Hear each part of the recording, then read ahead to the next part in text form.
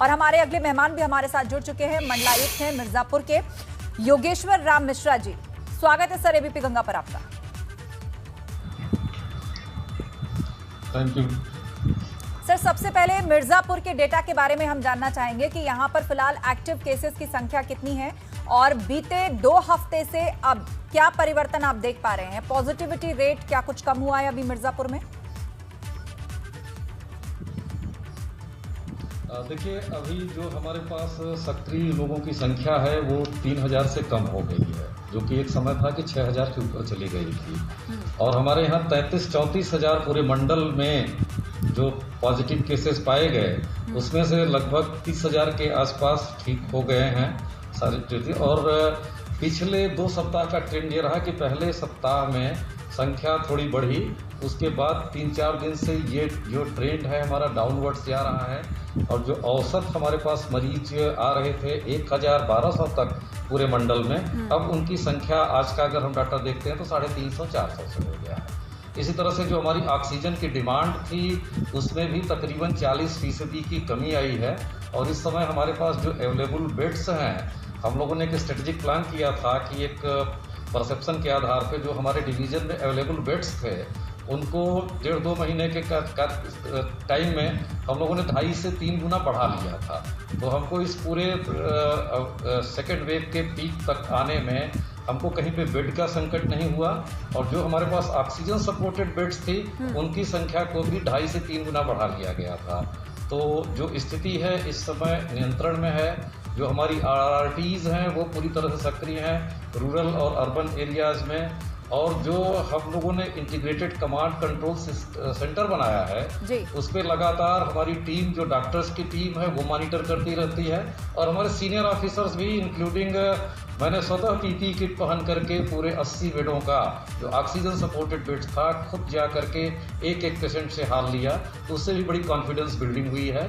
और यही ट्रेंड अगर रहा तो शायद हम लोग एक बहुत कंफर्टेबल पोजीशन में बहुत जल्दी हो जाएंगे, ऐसा हमारा विश्वास है। सर, मरीजों की संख्या के बारे में आपने बताया कि बीते 2 हफ्ते से लेकर अब तक वो लगभग आधी हो चुकी है। फ्रेश इन्फेक्शन केसेस जो हैं वो भी अब कम हुए हैं। तो इस वक्त जितने लोग अपना ट्रीटमेंट ले रहे हैं उसका कोई डेटा आपके पास है कि कितने % लोग होम आइसोलेशन में हैं और कितने अस्पतालों में भर्ती हैं?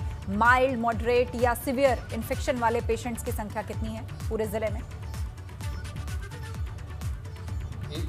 इस समय हमारे पास जो एक्टिव केस हैं वो मिर्ज़ापुर में 60 लोग ऐसे हैं जो कि अभी 1 लीटर से लेकर के 5 लीटर 6 लीटर तक ऑक्सीजन सपोर्ट में है।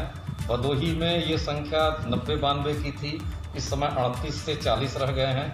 सोनभद्र में जो संख्या ज़्यादा थी क्योंकि वो हमारा 4 स्टेट का बॉर्डरिंग जिला है, मध्य प्रदेश, छत्तीसगढ़, बिहार और झारखंड 4 प्रदेशों की राजधानी से जुड़ा हुआ है, वहाँ पर भी संख्या में काफ़ी कमी आई है। और इस समय हमारे पास सिर्फ 80 या 90 पेशेंट हैं जो हमारे L2 हॉस्पिटल में एडमिट हैं। और उसमें भी मैं अगर देखता हूँ तो लगभग पूरा मंडल मिला के 10 या 12 ऐसे पेशेंट हैं जिनकी थोड़ी सी क्रिटिकलिटी या हाई रिस्क पे हम समझ रहे हैं। बाकी सारे ऐसे लोग हैं जो 1 से 2 दिन के अंतर्गत पूरा भरोसा है कि जिस तरह से उनका उपचार चल रहा है कि 1 से 2 दिन के अंतर्गत वो डिस्चार्ज होकर के अपने घरों में चले जाएंगे। कोरोना के ट्रीटमेंट में अहम फैक्टर ऑक्सीजन का भी रहा। बीते दिनों काफी बड़ी क्राइसिस रही। तो मिर्जापुर की जो डिमांड है ऑक्सीजन की वो कितनी है और क्या वो पूरी हो पा रही है? पेशेंट चाहे हॉस्पिटल में एडमिट हो या होम आइसोलेशन में हो, किस तरह उनकी ऑक्सीजन का प्रबंध आप कर रहे हैं? मिर्जापुर के ऑक्सीजन को हम लोगों ने बहुत स्ट्रेटेजिक तरीके से प्लान किया और उसमें उत्तर प्रदेश सरकार का हमको बहुत साथ मिला। जो हमारी डिमांड और जो नीड थी उसका हम एडवांस प्लानिंग करके 12 से 14 घंटे का हम बैकअप ले करके चलते थे। और यही नहीं, हम प्रयागराज, बनारस के बीच में चूँकि हैं, इसलिए हमारे पास एक किनारा एक तरह से कहीं पड़ जाता है। तो हम लोग उड़ीसा से, झारखंड से, जहाँ से सप्लाईज हो रहे हैं उनसे भी टच में रहते थे। और इन 2 जो बड़े हमारे महानगर हैं अगल बगल, इनसे भी संवाद में रहते थे। इससे हमको कभी दिक्कत नहीं हुई। हमको लगभग 8 से 10 टन LMO की ज़रूरत पड़ी है। और आज मैं बड़े ही प्रसन्नतापूर्वक आपको बता पाऊँगा कि इस समय हमारे पास लगभग 28 से 30 टन हमारे पास स्टॉक है ऑक्सीजन का। और यही नहीं, ऑक्सीजन की जब क्राइसिस टाइम में थी तो हमने अपने मंडल से जौनपुर, आजमगढ़ और इवन बनारस तक को हमने ऑक्सीजन की सपोर्ट किया। दूसरा इसमें एक बहुत अच्छा प्रयास ये रहा कि हमारे पास सोनभद्र में एक नेचुरल एयर से ऑक्सीजन बनाने का प्लांट था जो किसी कारणों से एकदम डिफेंस सा पड़ा था। तो वहाँ के जो हमारी बड़ी नवरत्न कंपनियां हैं उनका सहयोग लेकर के उसको चालू कराया गया। तो तकरीबन 350 जंबो सिलेंडर हम नेचुरल ऑक्सीजन से बना ले रहे हैं। यही नहीं, हिंडाल्को से एक प्लांट और एक एनटीपीसी से भी छोटे छोटे प्लांट लगाए जो उन हॉस्पिटल्स को दे रहे हैं। और बिल्कुल एक प्लांट हमारा उत्तर प्रदेश सरकार ने जो स्वीकृत किया है मिर्जापुर में, वो भी 4-5 दिन लग जाएगा। जी हाँ, बिल्कुल हर डिस्ट्रिक्ट में ये ऑक्सीजन प्लांट लगाया जाना है और मिर्जापुर में भी आप बता रहे हैं कि बहुत जल्दी ये जो है इंस्टॉल कर लिया जाएगा। इसके अलावा वैसे भी जो खपत है पूरे जिले की ऑक्सीजन की, उसको आप बता रहे हैं कि जंबो सिलेंडर्स के माध्यम से पूरी कर रहे हैं। बात टेस्टिंग की हो या दवाइयों की हो, तो फिलहाल जो लोग मिर्जापुर में रहते हैं और अगर हमसे जुड़े हुए हैं तो आप उनको आश्वस्त कर रहे हैं कि इंतजाम पूरे हैं, मौजूदा हालात के लिए नहीं बल्कि भविष्य को भी ध्यान में रखते हुए। बहुत शुक्रिया सर एबीपी गंगा के साथ जुड़ने के लिए।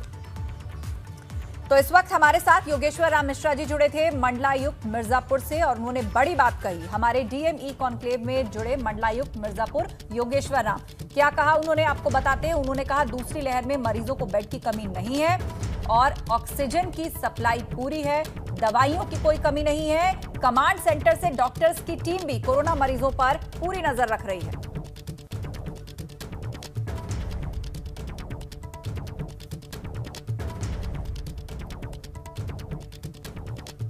और इसी के साथ एक छोटे से ब्रेक का यहां वक्त हो गया। कहीं मत जाएगा क्योंकि ब्रेक से लौटेंगे तो हम बातचीत करेंगे मनीष कुमार वर्मा जी से जो कि डीएम है जौनपुर के।